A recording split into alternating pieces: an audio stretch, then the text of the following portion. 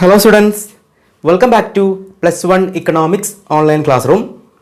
In this class, we are going to discuss about the second chapter in the Indian economy. ഇന്നത്തെ ക്ലാസ്സിൽ നമ്മൾ discuss ചെയ്യാൻ വേണ്ടി പോകുന്നത് ഇന്ത്യൻ ഇക്കോണമിയിലെ രണ്ടാമത്തെ ചാപ്റ്റർ ആണ്.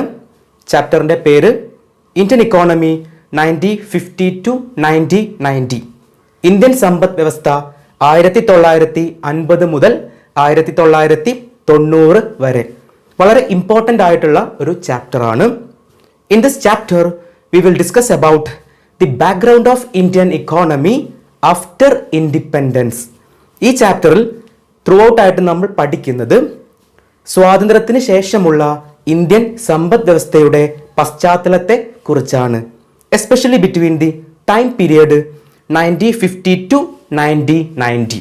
അതിൽ തന്നെ 1950 മുതൽ 1990 കാലഘട്ടം വരെയുള്ള ഇന്ത്യൻ സമ്പദ് വ്യവസ്ഥയുടെ പശ്ചാത്തലത്തെക്കുറിച്ചാണ് ഡിസ്കസ് ചെയ്യുന്നത്.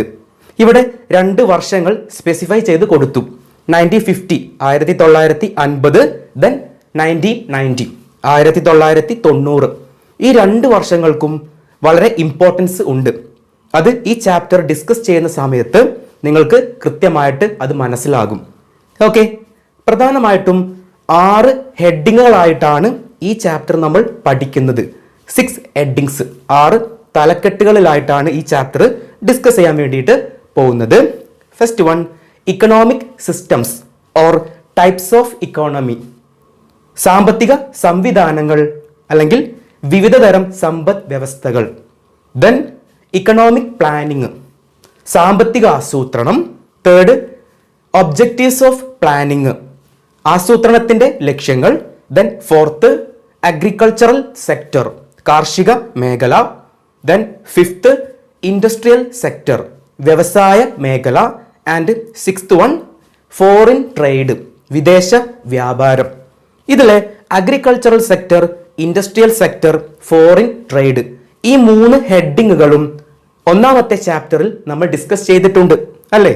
Indian economy on the eve of independence, സ്വാതന്ത്ര്യ ലബ്ധികാലത്തെ ഇന്ത്യൻ സമ്പദ് വ്യവസ്ഥ എന്ന ചാപ്റ്ററിലും ഈ 3 ഹെഡിങ്ങുകൾ പഠിച്ചിട്ടുണ്ടായിരുന്നു. എന്നാൽ അവിടെ പ്രീ ഇൻഡിപെൻഡന്റ് ഇന്ത്യയിലെ അല്ലെങ്കിൽ ബ്രിട്ടീഷ് ഇന്ത്യയിലെ, സ്വാതന്ത്ര്യത്തിന് മുൻപുള്ള ഇന്ത്യയിലെ അഗ്രികൾച്ചറൽ സെക്ടർ, കാർഷിക മേഖല, ഇൻഡസ്ട്രിയൽ സെക്ടർ, വ്യവസായ മേഖല, ദെൻ ഫോറിൻ ട്രേഡ്, വിദേശ വ്യാപാരം, ഇതിനെക്കുറിച്ചായിരുന്നു ഡിസ്കസ് ചെയ്തിരുന്നത്.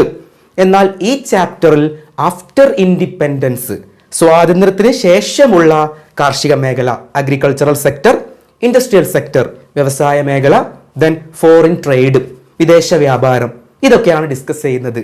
ആ ഡിഫറൻസ് കൃത്യമായിട്ട് മനസ്സിലാക്കി വെക്കണം. Okay, we know that India got independence on August 15, 1947. നമുക്കറിയാം ഇന്ത്യക്ക് 1947 ഓഗസ്റ്റ് 15 സ്വാതന്ത്ര്യം ലഭിച്ചത് അല്ലേ? അതുവരെയുള്ള British autocracy, British colonial rule അല്ലേ, ബ്രിട്ടീഷ് സ്വേച്ഛാധിപത്യം അതോടെ അവസാനിച്ചു. 1757 ബാറ്റിൽ ഓഫ് പ്ലാസി അല്ലെ, 1757 പ്ലാസി യുദ്ധത്തിനെ കുറിച്ചെല്ലാം പഠിച്ചിരുന്നു. പ്ലാസി യുദ്ധത്തോടെയാണ് ബ്രിട്ടീഷ് ഭരണം ഇന്ത്യയിൽ സ്റ്റാർട്ട് ചെയ്യുന്നത്. ബാറ്റിൽ ഓഫ് പ്ലാസി, അതോടെയാണ് ഇന്ത്യയിൽ ബ്രിട്ടീഷ് റൂള് സ്റ്റാർട്ട് ചെയ്യുന്നത്. അതിനുശേഷം ഓൾമോസ്റ്റ് 200 ഇയേഴ്സ്, 200ഓളം വർഷം അവര് ഇന്ത്യ ഭരിച്ചു അല്ലെ. അവരുടെ ഓട്ടോക്രസി ആയിരുന്നു, ബ്രിട്ടീഷ് സ്വേച്ഛാധിപത്യമായിരുന്നു ഇന്ത്യയിൽ ഉണ്ടായിരുന്നത്. അതിനുശേഷം 1947 ഓഗസ്റ്റ് 15 ഇന്ത്യക്ക് സ്വാതന്ത്ര്യം ലഭിച്ചു. Okay, after independence India government took 2 important decisions regarding political and economical. സ്വാതന്ത്ര്യത്തിന് ശേഷം ഇന്ത്യ ഗവൺമെന്റ് സാമ്പത്തികപരമായും അതുപോലെ രാഷ്ട്രീയപരമായിട്ടും 2 സുപ്രധാന തീരുമാനങ്ങൾ എടുത്തു. അത് എക്സാമിന് ചോദിക്കാറുണ്ട്. ഏതൊക്കെയാണ് ആ 2 ഇമ്പോർട്ടൻറ്റ് ഡിസിഷൻ? ഏതൊക്കെയാണ് ആ സുപ്രധാന തീരുമാനങ്ങൾ? വളരെ ഇമ്പോർട്ടൻ്റ് ആണ്. Politically India adopted parliamentary form of democracy. രാഷ്ട്രീയപരമായിട്ട് ഇന്ത്യ പാർലമെന്ററി ജനാധിപത്യ സമ്പ്രദായം സ്വീകരിച്ചു. ഓക്കെയാണല്ലോ? എന്തായിരുന്നു? Politically India adopted parliamentary form of democracy. രാഷ്ട്രീയപരമായിട്ട് ഇന്ത്യ പാർലമെന്ററി ജനാധിപത്യ സമ്പ്രദായം സ്വീകരിച്ചു. Then second, economically India adopted mixed economy. എന്നാൽ സാമ്പത്തികപരമായിട്ട് ഇന്ത്യ മിശ്ര സമ്പദ് വ്യവസ്ഥ സ്വീകരിച്ചു. ഈ രണ്ട് ഇമ്പോർട്ടൻറ്റ് ഡിസിഷൻസും പഠിച്ചു വെക്കണം, എക്സാമിന് ചോദിക്കും. ഓക്കെ, അതോടെ അത് പഠിച്ചു കഴിഞ്ഞു. ഇനി നമുക്ക് പഠിക്കാനുള്ളത് types of economy or economic systems, സാമ്പത്തിക സംവിധാനങ്ങളെ കുറിച്ച് അല്ലെങ്കിൽ വിവിധ തരം സമ്പദ് വ്യവസ്ഥകൾ, അതിനെക്കുറിച്ചാണ് ഇനി നമുക്ക് ഡിസ്കസ് ചെയ്യാനുള്ളത്. ഈ ഭാഗവും വളരെ ഇമ്പോർട്ടൻ്റ് ആണ്, എക്സാമിന് 2 മാർക്കിന് അതുപോലെ 1 വേർഡ് ആയിട്ടൊക്കെ ചോദ്യങ്ങൾ വരുന്ന ഒരു പാർട്ട് കൂടെയാണ്. Okay, economic systems are broadly classified into 3 or there are 3 types of economy. സാമ്പത്തിക സംവിധാനങ്ങളെ 3 ആയിട്ട് തരംതിരിക്കുന്നു, അല്ലെങ്കിൽ 3 തരം സമ്പദ് വ്യവസ്ഥകളാണ് ഉള്ളത്. Namely, first one socialist economy or centrally planned economy. Socialist സമ്പദ് വ്യവസ്ഥ അല്ലെങ്കിൽ കേന്ദ്രീകൃത ആസൂത്രണ സമ്പദ് വ്യവസ്ഥ, 2 പേരുകളും പഠിച്ചു വെക്കണം. 2 രീതിയിലും ചോദ്യം ചോദിക്കാം. ഏതൊക്കെയാണ്? Socialist economy or centrally planned economy, socialist സമ്പദ് വ്യവസ്ഥ അല്ലെങ്കിൽ കേന്ദ്രീകൃത ആസൂത്രണ സമ്പദ് വ്യവസ്ഥ. ഫസ്റ്റ് വൺ പഠിച്ചു. Second, capitalist economy or market economy, മുതലാളിത്ത സമ്പദ് വ്യവസ്ഥ അല്ലെങ്കിൽ കമ്പോള സമ്പദ് വ്യവസ്ഥ. ക്ലിയർ ആണല്ലോ? മൂന്നാമത്തേത് മിക്സഡ് ഇക്കണോമി, മിശ്ര സമ്പദ് വ്യവസ്ഥ. ഇത് 3ഉമാണ് economic systems or 3 types of economy. ഇവ 3ഉമാണ് സാമ്പത്തിക സംവിധാനങ്ങൾ അഥവാ 3 തരം സമ്പദ് വ്യവസ്ഥകൾ. 3 പേരും ഇപ്പോൾ തന്നെ പഠിച്ചു വെക്കുക. ഓക്കെ, ഇനി നമുക്ക് പഠിക്കാനുള്ളത് ഈ 3 ഇക്കോണമിയും ഈ 3 സമ്പദ് വ്യവസ്ഥകളുടെയും പ്രത്യേകതകൾ, അവരുടെ ഡിഫറൻസ്, വ്യത്യാസങ്ങളെ കാണിക്കുന്ന ഒരു ടേബിളാണ് ഞാനിവിടെ കൊടുത്തിട്ടുള്ളത്. നിങ്ങൾക്ക് കാണാം. ഓക്കെ, ടേബിൾ ആയിട്ടാണ് ഇവ 3 തമ്മിലുള്ള ഡിഫറൻസ് നമ്മൾ പഠിക്കാൻ വേണ്ടിയിട്ട് പോകുന്നത്. 4 പോയിന്റ്സുകളാണ് പഠിക്കാനുള്ളത്. വളരെ സിമ്പിൾ ആണ്, വളരെ എളുപ്പത്തിൽ നിങ്ങൾക്ക് എന്ത് ചെയ്യാം, പഠിക്കാൻ സാധിക്കുന്നതാണ്. ഫസ്റ്റ് വൺ കോളം കൊടുത്തിട്ടുള്ളത് സോഷ്യലിസ്റ്റ് ഇക്കണോമി അല്ലെങ്കിൽ centrally planned economy. Second column capitalist economy or market economy, മുതലാളിത്ത സമ്പദ് വ്യവസ്ഥ അല്ലെങ്കിൽ കമ്പോള സമ്പദ് വ്യവസ്ഥ. Third column mixed economy, Mishra സമ്പദ് വ്യവസ്ഥ. ഓക്കെ, ശ്രദ്ധിച്ചോളൂ. സോഷ്യലിസ്റ്റ് ഇക്കോണമിയിലെ ഒന്നാമത്തെ point, all the factors of production or all the means of production are completely owned and controlled by government or public sector. അതായത് സോഷ്യലിസ്റ്റ് സമ്പദ് വ്യവസ്ഥയിൽ ഉൽപാദന ഉപാധികളെല്ലാം അല്ലെങ്കിൽ എല്ലാ ഉൽപാദന ഘടകങ്ങളും പൂർണ്ണമായിട്ടും ഗവൺമെന്റിന്റെ ഉടമസ്ഥതയിലും അതുപോലെ നിയന്ത്രണത്തിലും ആയിരിക്കും. ഇവിടെ നിങ്ങളൊരു ടേം കേട്ടു, ഫാക്ടേഴ്സ് ഓഫ് പ്രൊഡക്ഷൻ അല്ലെ, ഉൽപാദന ഘടകങ്ങൾ. There are 4 factors of production, 4 ഉൽപാദന ഘടകങ്ങളാണ് ഉള്ളത്. ഓക്കെ, ഫാക്ടേഴ്സ് ഓഫ് പ്രൊഡക്ഷൻ അല്ലെങ്കിൽ മീൻസ് ഓഫ് പ്രൊഡക്ഷൻ എന്നെല്ലാം പറയും കേട്ടോ. 2 പേരും ഓർത്തു വെക്കണം. ഉൽപാദന ഘടകങ്ങൾ എന്ന് പറയാം, ഉൽപാദന ഉപാധികൾ എന്ന് പറയാം. അപ്പോൾ 4 ഫാക്ടേഴ്സ് ഓഫ് പ്രൊഡക്ഷൻ ആണ് ഉള്ളത്. ഏതൊക്കെയാണെന്ന് ശ്രദ്ധിച്ചോളൂ. ഫസ്റ്റ് വൺ ലാൻഡ്, ഭൂമി. സെക്കൻഡ് ലേബർ, തൊഴിൽ ശക്തി. തേർഡ് വൺ ക്യാപിറ്റൽ, മൂലധനം.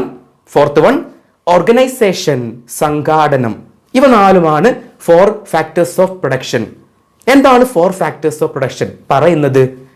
Four any production process or production of any good or services there will be require these 4 factors.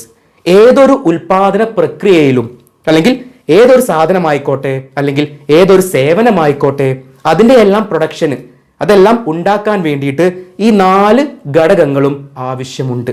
Okay, പേര് പഠിച്ചു. 4 ഫാക്ടേഴ്സ് ഓഫ് പ്രൊഡക്ഷൻ ഏതൊക്കെയാണെന്ന് പഠിച്ചു. എന്താണ് ഫാക്ടേഴ്സ് ഓഫ് പ്രൊഡക്ഷൻ? എന്തായിരുന്നു? Four any production process there will be require these 4 factors. ഏതൊരു ഉൽപാദന പ്രക്രിയയിലും ഈ 4 ഉൽപാദന ഘടകങ്ങൾ ആവശ്യമുണ്ട്. ഓക്കെ, ഇത്രയും കാര്യങ്ങൾ ഓർത്തു വെക്കുക ഫാക്ടേഴ്സ് ഓഫ് പ്രൊഡക്ഷനെ കുറിച്ച്. കൂടുതൽ ഡീറ്റെയിൽ ആയിട്ട് സെക്കൻഡ് ഇയറിൽ നമ്മൾ പഠിക്കുന്നതായിരിക്കും. ഓക്കെ, അപ്പോൾ സോഷ്യലിസ്റ്റ് ഇക്കോണമിയിൽ എന്താണ് പറഞ്ഞത്? ഫാക്ടേഴ്സ് ഓഫ് പ്രൊഡക്ഷൻ എല്ലാം completely owned and controlled by government or public sector. പൂർണ്ണമായിട്ടും ഗവൺമെന്റിന്റെ നിയന്ത്രണത്തിലും ഉടമസ്ഥതയിലുമായിരിക്കും ഉൽപാദന ഉപാധികളെല്ലാം അല്ലെങ്കിൽ ഉൽപാദന ഘടകങ്ങളെല്ലാം. ഓക്കെ, ഒന്നാമത്തെ പോയിന്റ് പഠിച്ചു. ഇനി ക്യാപിറ്റലിസ്റ്റ് ഇക്കോണമിയിൽ അല്ലെങ്കിൽ മുതലാളിത്ത സമ്പദ് വ്യവസ്ഥയിൽ നോക്കിക്കോളൂ.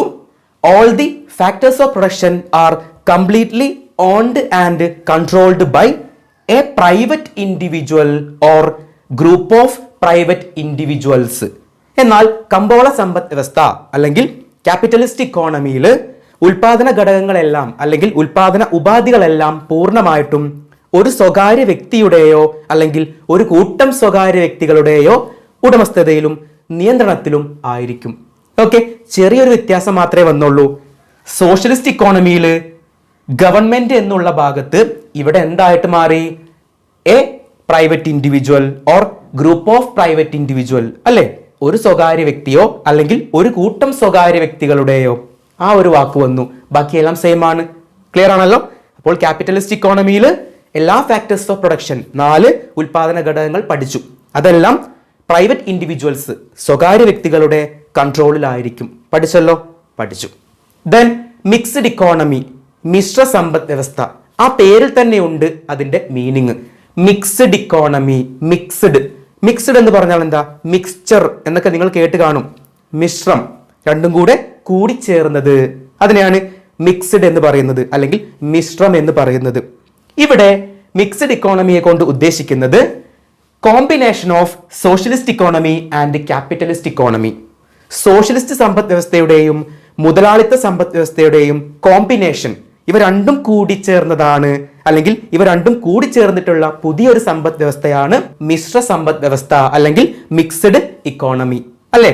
ഇവരുടെ രണ്ടുപേരുടെയും ഫീച്ചേഴ്സ് കമ്പൈൻ ചെയ്തിട്ടുള്ളതാണ് മിക്സ്ഡ് ഇക്കോണമിയിൽ. ക്ലിയർ ആണല്ലോ? അപ്പോൾ മിക്സ്ഡ് ഇക്കോണമി എന്ന് പറഞ്ഞാൽ സോഷ്യലിസ്റ്റ് ഇക്കോണമിയുടെയും ക്യാപിറ്റലിസ്റ്റ് ഇക്കോണമിയുടെയും കൂടിച്ചേർന്ന രൂപമാണ്, മിക്സ്ഡ് ഫോം ആണ് അല്ലെ. അപ്പോൾ ഇവിടെ പോയിന്റ് എന്തായിരിക്കും? Yes, in the mixed economy all the factors of production are owned and controlled by both government or public sector and private individuals. Okay ആണോ? ഇവിടെ എന്താണ് പറഞ്ഞത്? ഉൽപാദന ഘടകങ്ങളെല്ലാം അല്ലെങ്കിൽ ഉൽപാദന ഉപാധികളെല്ലാം ഗവൺമെന്റിന്റെയും അതുപോലെ സ്വകാര്യ വ്യക്തികളുടെയും നിയന്ത്രണത്തിലും ഉടമസ്ഥതയിലുമായിരിക്കും. ഇവിടെ രണ്ടു പേർക്കും പ്രാധാന്യമുണ്ട് അല്ലെ. സോഷ്യലിസ്റ്റ് ഇക്കോണമിയുടെയും ക്യാപിറ്റലിസ്റ്റ് ഇക്കോണമിയുടെയും മിക്സ്ഡ് രൂപമാണ് അല്ലെ, മിക്സ്ചർ ഫോം ആണ് മിക്സ്ഡ് ഇക്കോണമി. അപ്പോൾ അവരുടെ രണ്ടുപേരുടെയും ഫീച്ചേഴ്സ്, സവിശേഷതകൾ ഉൾപ്പെട്ടതാണ് മിക്സ്ഡ് ഇക്കോണമി എന്ന് പറഞ്ഞാൽ. ക്ലിയർ ആണോ? അപ്പോൾ ഇവിടെ ഗവൺമെന്റും ഉണ്ട് അതുപോലെ പ്രൈവറ്റ് ഇൻഡിവിജ്വൽസും ഉണ്ട്. ക്ലിയർ ആണല്ലോ? വളരെ സിമ്പിൾ ആണ് ഈ ഒരു ടേബിൾ. ഒന്നാമത്തെ പോയിന്റ് പഠിച്ചു കഴിഞ്ഞു. രണ്ടാമത്തെ പോയിന്റ് നോക്കിക്കേ. Central economic problems solved through economic planning or centrally planning. Socialist ഇക്കോണമിയിൽ അല്ലെങ്കിൽ സോഷ്യലിസ്റ്റ് സമ്പദ് വ്യവസ്ഥയിൽ കേന്ദ്രീകൃത സാമ്പത്തിക പ്രശ്നങ്ങൾ അല്ലെങ്കിൽ അടിസ്ഥാന സാമ്പത്തിക പ്രശ്നങ്ങൾ പരിഹരിക്കുന്നത് എന്തിലൂടെയാണ്? സാമ്പത്തിക ആസൂത്രണം, ഇക്കണോമിക് പ്ലാനിങ്, അല്ലെങ്കിൽ അതിന് മറ്റൊരു പേര് കൂടെ പറയും സെൻട്രലി പ്ലാനിങ്, കേന്ദ്രീകൃത ആസൂത്രണത്തിലൂടെയാണ്. ഇവിടെ ഒരു ടേം നിങ്ങൾ വീണ്ടും കേട്ടു, central economic problems.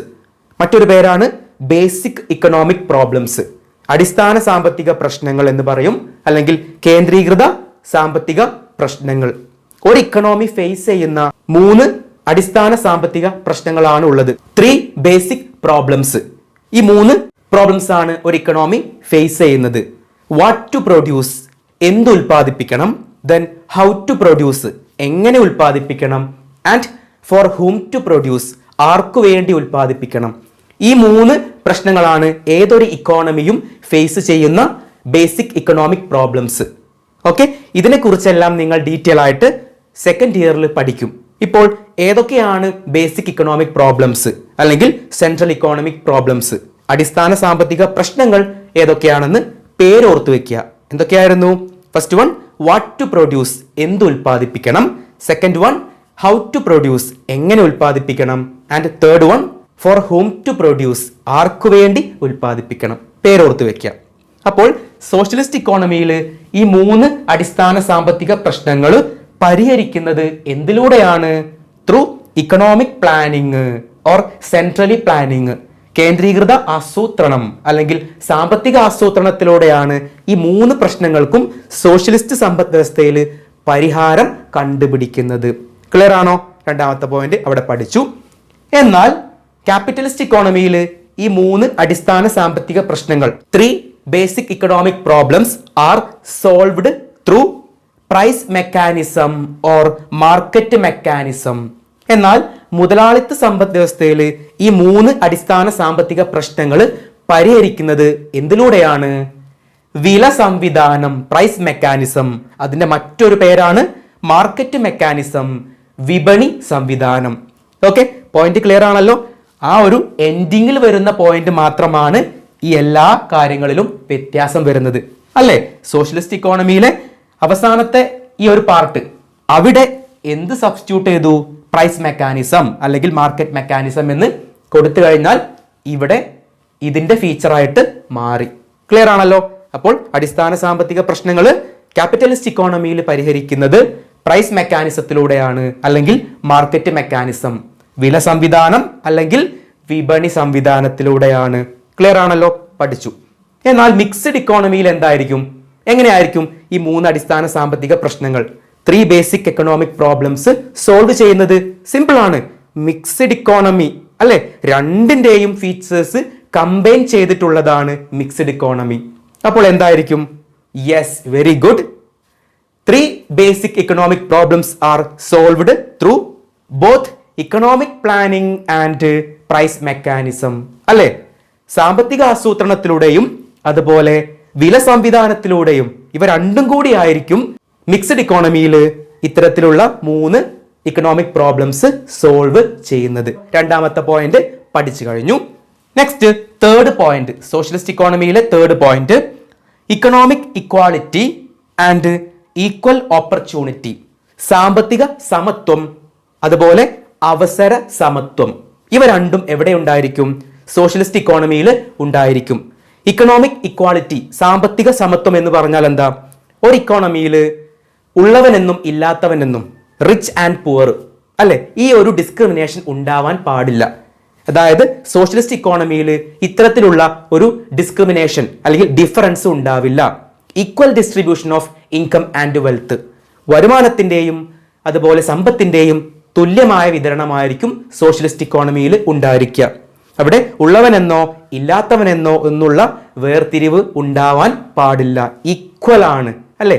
Economic equality ആണ്, സാമ്പത്തിക സമത്വമാണ്. അതുപോലെ അവസര സമത്വം, ഈക്വൽ ഓപ്പർച്യൂണിറ്റി, എല്ലാവർക്കും തുല്യ അവസരമാണ്.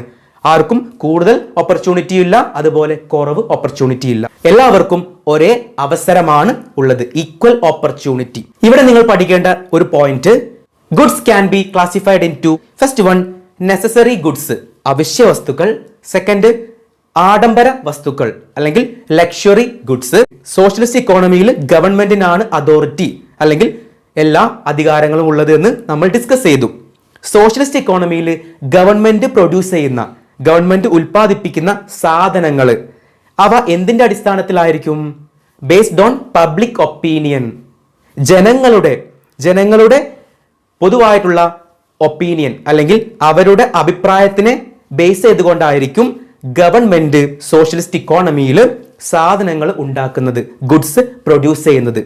ഫോർ എക്സാമ്പിൾ, ഞാനാണ് ഗവൺമെന്റ്, എൻ്റെ മുന്നിൽ നിൽക്കുന്ന നിങ്ങളാണ് ജനങ്ങൾ. ഓക്കെ, ഫോർ എക്സാമ്പിൾ 100 ആളുകളുണ്ട്, ജനങ്ങളിൽ 100 ആളുകൾ ഉണ്ടെന്ന് വിചാരിക്കുക. അതിൽ 99 പേർക്കും നെസസറി ഗുഡ്സ്, അവശ്യ വസ്തുക്കൾ, ഏറ്റവും അടിസ്ഥാനപരമായിട്ടുള്ള വസ്തുക്കളാണ് ആവശ്യമെന്ന് വിചാരിക്കുക. അതിൽ ഒരാൾക്ക് ഇഷ്ടം എന്താണ്?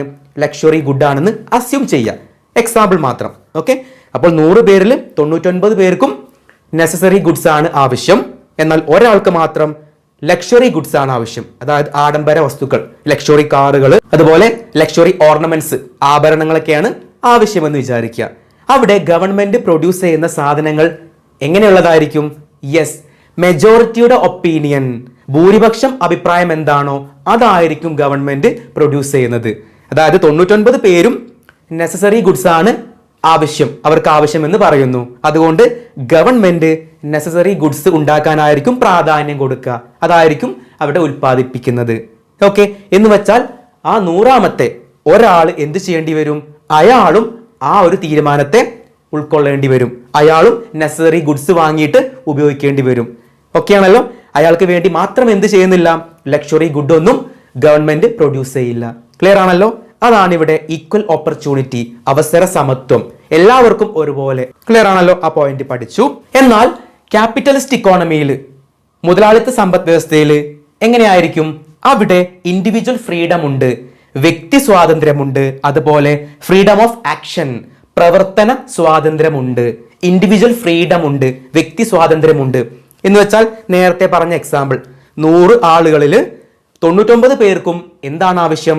നെസസറി ഗുഡ്സ്, അവശ്യ വസ്തുക്കളാണ് ആവശ്യം. ഒരാൾക്ക് മാത്രം ലക്ഷറി ഗുഡാണ് ആവശ്യം. ഓക്കെ, അങ്ങനെ ഒരാൾക്ക് ലക്ഷറി ഗുഡ് ആവശ്യമാണെങ്കിൽ അയാൾക്ക് വേണ്ടിയിട്ട്, ക്യാപിറ്റലിസ്റ്റ് ഇക്കോണമി ആണെങ്കിൽ അദ്ദേഹത്തിന് വേണ്ടിയിട്ട് ആ ലക്ഷറി ഗുഡ് അവിടെ പ്രൊഡ്യൂസ് ചെയ്യും. അവിടെ ഇൻഡിവിജ്വൽ ഫ്രീഡം ഉണ്ട്, വ്യക്തിഗത സ്വാതന്ത്ര്യമുണ്ട്. എന്നാൽ അത് എവിടെയില്ല? സോഷ്യലിസ്റ്റ് ഇക്കോണമിയിൽ ഇൻഡിവിജ്വൽ ഫ്രീഡം ഇല്ല. അവിടെ ഈക്വൽ ഓപ്പർച്യൂണിറ്റി ആണ്, എല്ലാവർക്കും തുല്യ അവസരമാണ്. ഓക്കെ, എന്നാൽ ക്യാപിറ്റലിസ്റ്റ് ഇക്കോണമിയിൽ ഇൻഡിവിജ്വൽ ഫ്രീഡം ഉണ്ട്, വ്യക്തിഗത സ്വാതന്ത്ര്യമുണ്ട്. അവർക്ക് ഏത് തരം ഗുഡാണോ ആവശ്യം, ലക്ഷറി ഗുഡാണോ നെസസറി ഗുഡാണോ, ഇതിൽ ഏതാണോ ആവശ്യം അത് തിരഞ്ഞെടുക്കാനുള്ള ഫ്രീഡം, സ്വാതന്ത്ര്യം അവർക്ക് ഉണ്ട്. ക്ലിയർ ആണല്ലോ? എന്നാൽ മിക്സ്ഡ് ഇക്കോണമിയിൽ, മിശ്ര സമ്പദ് വ്യവസ്ഥയിൽ എന്തായിരിക്കും?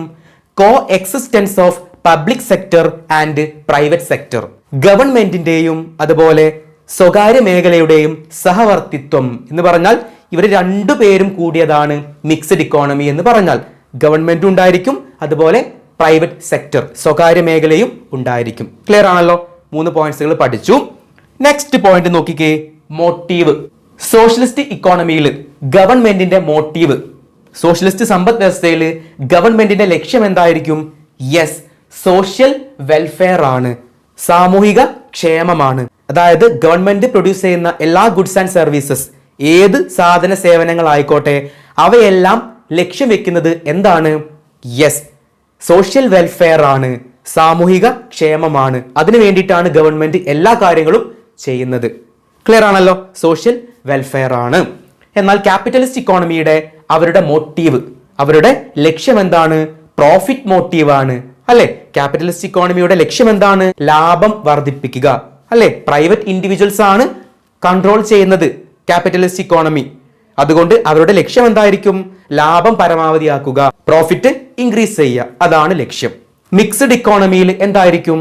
Combination of socialist economy and capitalist economy എന്ന് പറഞ്ഞാൽ മോട്ടീവ് എന്താണ്?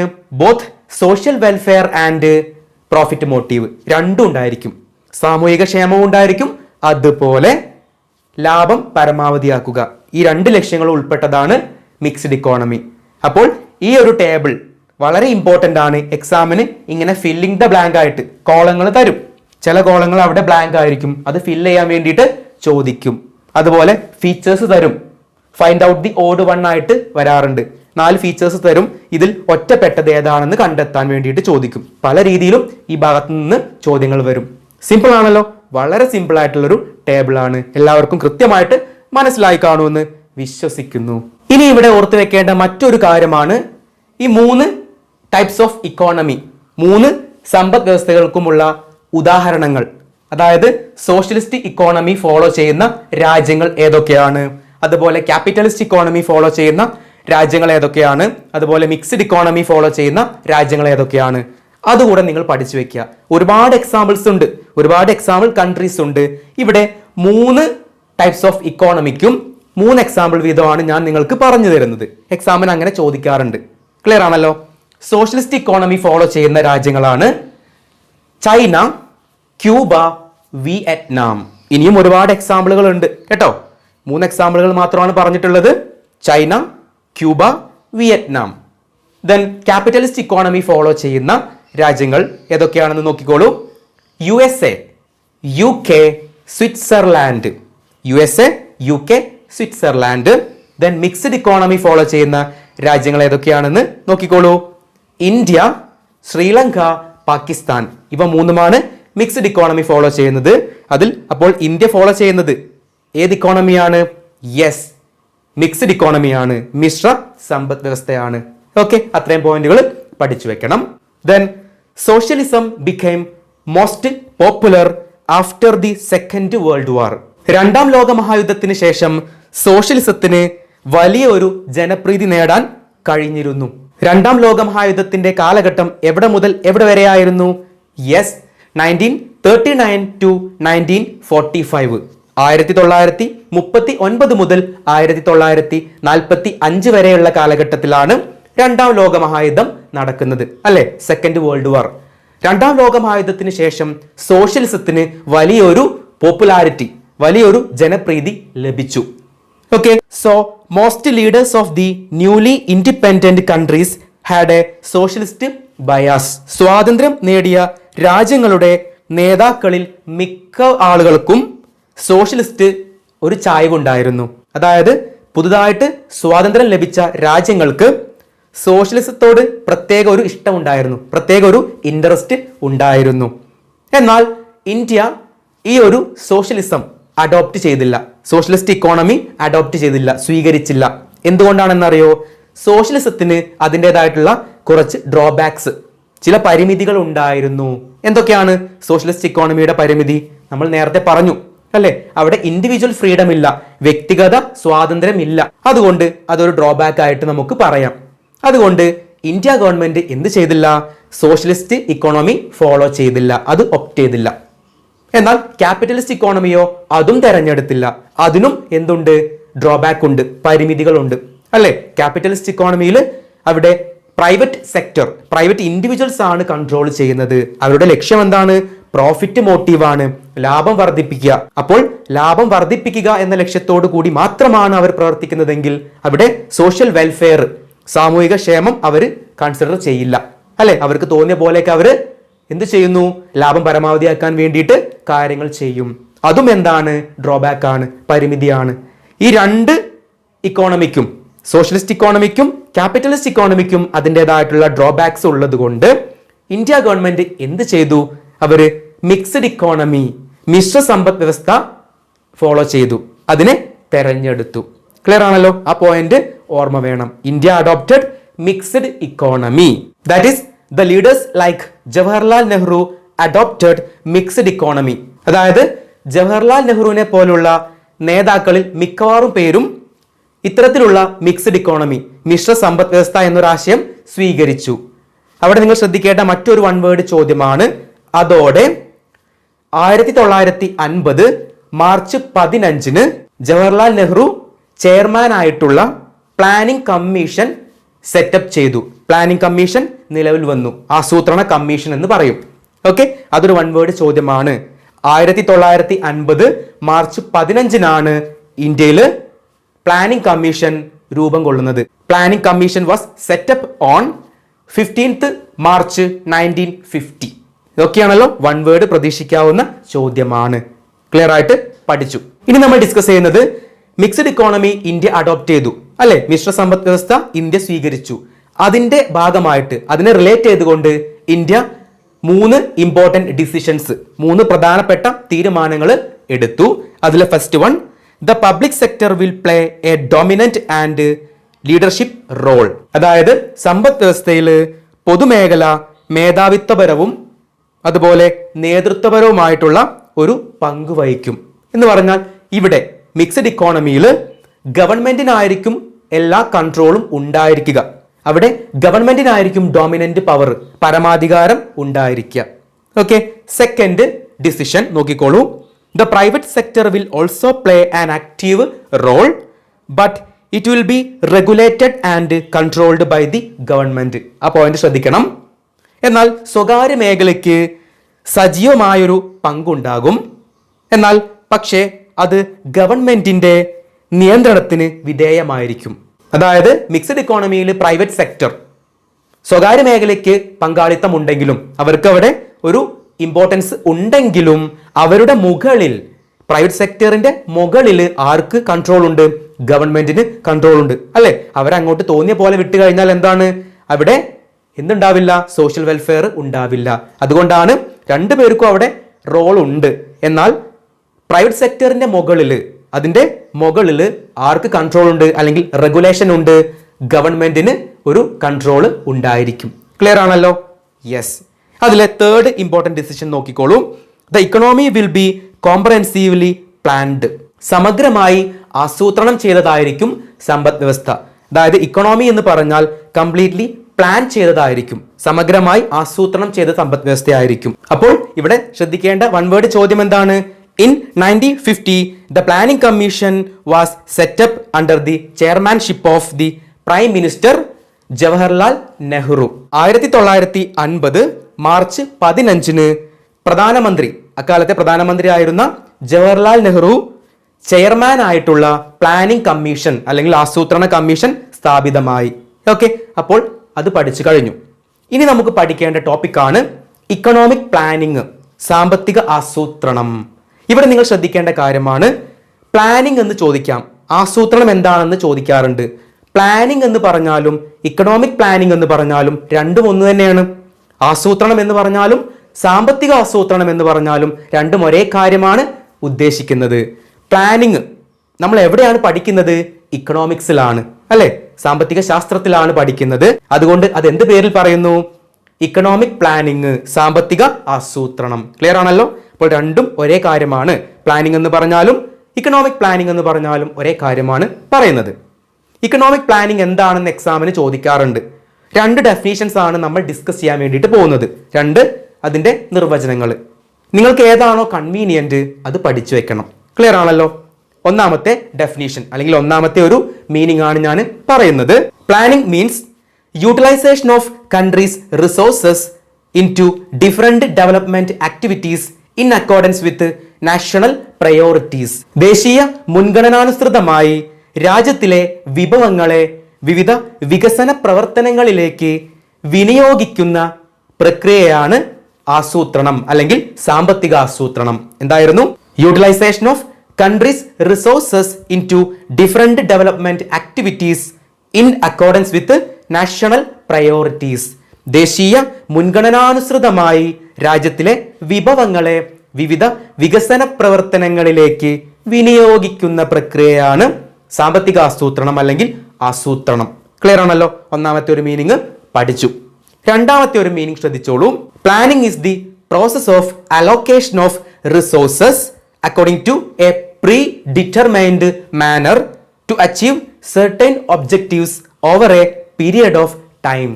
ഒരു നിശ്ചിത കാലയളവിൽ ചില പ്രത്യേക ലക്ഷ്യങ്ങൾ നേടാവുന്ന വിധത്തിൽ മുൻകൂട്ടി നിശ്ചയിച്ച പ്രകാരം വിഭവങ്ങളെ വിതരണം ചെയ്യുന്ന പ്രക്രിയയാണ് സാമ്പത്തിക ആസൂത്രണം അല്ലെങ്കിൽ ഇക്കണോമിക് പ്ലാനിംഗ് എന്ന് പറയുന്നത്. എന്തായിരുന്നു? It means allocation of resources according to a predetermined manner to achieve certain objectives over a period of time. ഒരു നിശ്ചിത കാലയളവിൽ ചില പ്രത്യേക ലക്ഷ്യങ്ങൾ നേടാവുന്ന വിധത്തിൽ മുൻകൂട്ടി നിശ്ചയിച്ച പ്രകാരം വിഭവങ്ങളെ വിതരണം ചെയ്യുന്ന പ്രക്രിയയാണ് സാമ്പത്തിക ആസൂത്രണം. രണ്ട് മീനിങ്സ് പഠിച്ചു, രണ്ടും ഇമ്പോർട്ടൻ്റ് ആണ്, വളരെ ഇമ്പോർട്ടൻ്റ് ആണ്, ഓർത്ത് വെക്കണം. ഏതാണോ കൺവീനിയന്റ് അത് നിങ്ങൾ എഴുതുക. പ്ലാനിങ് എന്താണെന്ന് ഒരു ബേസിക് ഐഡിയ നിങ്ങൾക്ക് ഉണ്ടായിരിക്കും. നിങ്ങൾ പ്ലാൻ ചെയ്യാറുണ്ട് അല്ലേ? കഴിഞ്ഞു പോയ കാര്യങ്ങളെക്കുറിച്ചാണോ നമ്മൾ പ്ലാൻ ചെയ്യാറ്? അല്ല, ഫ്യൂച്ചറിൽ വരാനിരിക്കുന്ന കാര്യങ്ങളെക്കുറിച്ചാണ് നമ്മൾ പ്ലാൻ ചെയ്യുന്നത്, ആസൂത്രണം ചെയ്യുന്നത്. നിങ്ങൾ ടൂർ പോകാൻ പ്ലാൻ ചെയ്യാറുണ്ട്. ഇതൊക്കെ നിങ്ങൾ ചെയ്യുന്ന പ്ലാനിങ്ങുകളാണ്. വരാൻ പോകുന്ന കാര്യത്തെക്കുറിച്ചാണ് നമ്മൾ പ്ലാൻ ചെയ്യുന്നത്. Is it clear? നെക്സ്റ്റ് നമ്മൾ ഡിസ്കസ് ചെയ്യുന്നത് ഫീച്ചേഴ്സ് ഓഫ് പ്ലാനിങ്, ആസൂത്രണത്തിന്റെ സവിശേഷതകളെ കുറിച്ചാണ് പഠിക്കുന്നത്. കുറച്ച് പോയിന്റ്സ്, അതായത് 4 പോയിന്റ്സുകളാണ് നമുക്ക് പഠിക്കാനുള്ളത്. വളരെ സിമ്പിൾ ആയിട്ടുള്ള പോയിന്റ്സ് ആണ്.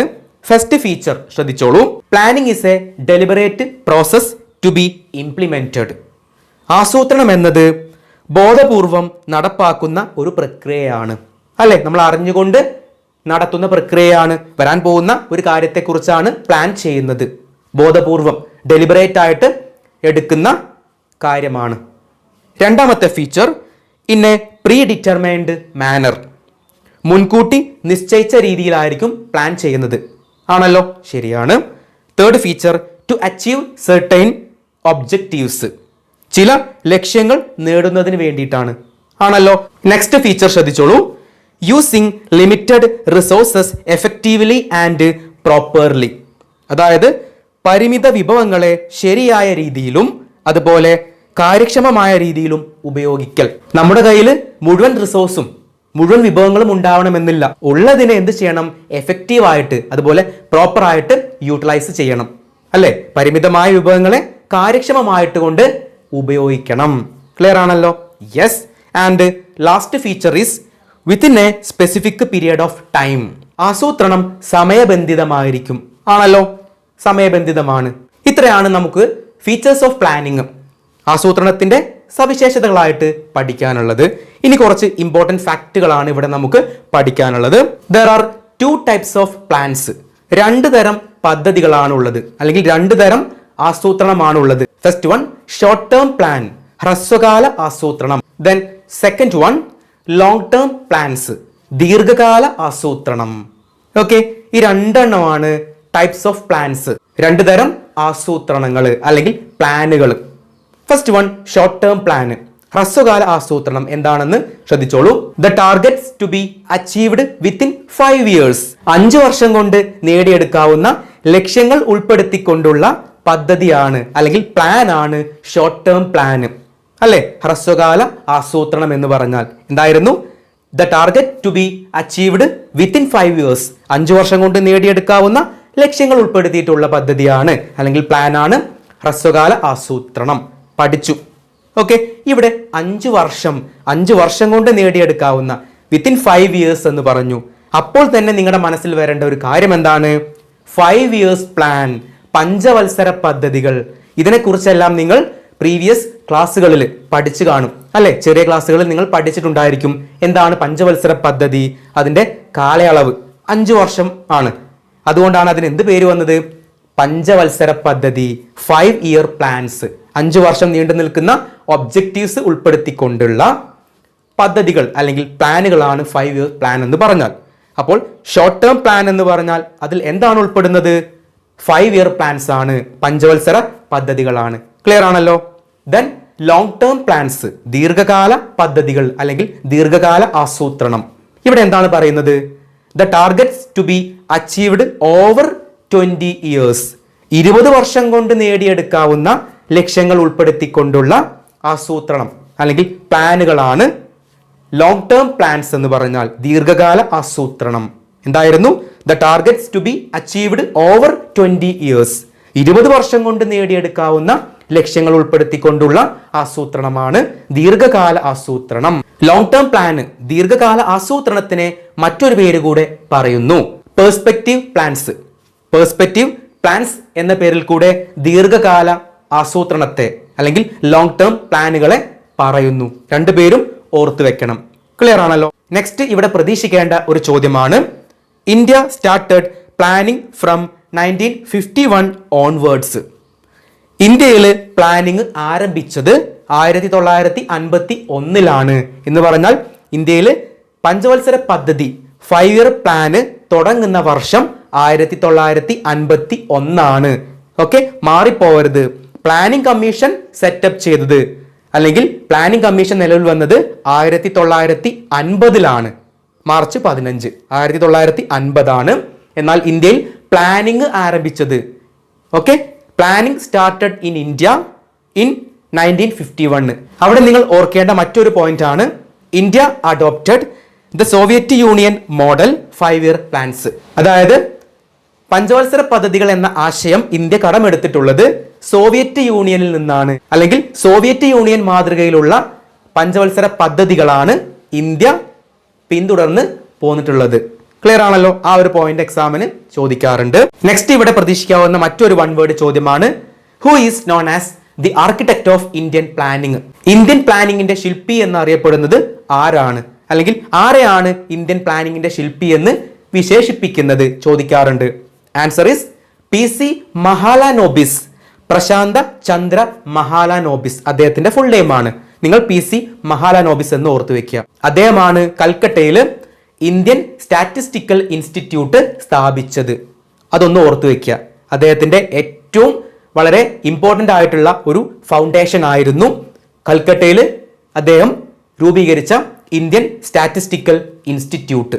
ഓക്കെ, ഇത്രയും കാര്യങ്ങളാണ് നിങ്ങൾ പ്ലാനിങ്ങുമായി ബന്ധപ്പെട്ട് പഠിക്കേണ്ടത്. എന്താണ് പ്ലാനിങ്, മീനിങ് പഠിച്ചു, അതിന്റെ ഫീച്ചേഴ്സ് പഠിച്ചു, അതുപോലെ അതുമായി ബന്ധപ്പെട്ട കുറച്ച് ഇമ്പോർട്ടൻറ്റ് ഫാക്റ്റുകളും പഠിച്ചു. ഇത്രയും ഭാഗം എല്ലാവർക്കും വളരെ കൃത്യമായിട്ട് മനസ്സിലായി കാണുമെന്ന് വിശ്വസിക്കുന്നു. ഇനി നെക്സ്റ്റ് ക്ലാസ്സിൽ, അടുത്ത ക്ലാസ്സിൽ നമ്മൾ ഡിസ്കസ് ചെയ്യാൻ വേണ്ടി പോകുന്നത് ഒബ്ജക്റ്റീവ്സ് ഓഫ് 5-year പ്ലാൻസ്, പഞ്ചവത്സര പദ്ധതികളുടെ ലക്ഷ്യങ്ങളെ കുറിച്ചാണ് അടുത്ത ക്ലാസ്സിൽ നമ്മൾ ഡിസ്കസ് ചെയ്യാൻ വേണ്ടിയിട്ട് പോകുന്നത്. ഓക്കെ, അപ്പോൾ എൻ്റെ ക്ലാസ് നിങ്ങൾക്ക് ഇഷ്ടമായെങ്കിൽ തീർച്ചയായിട്ടും ലൈക്ക് ചെയ്യണം, ഷെയർ ചെയ്യണം, അതുപോലെ സബ്സ്ക്രൈബും ചെയ്യാൻ മറക്കരുത്. അടുത്ത ക്ലാസ്സിൽ നമുക്ക് വീണ്ടും കണ്ടുമുട്ടാം. എല്ലാവർക്കും ഒരു ശുഭദിനം നേരുന്നു. Thank you so much.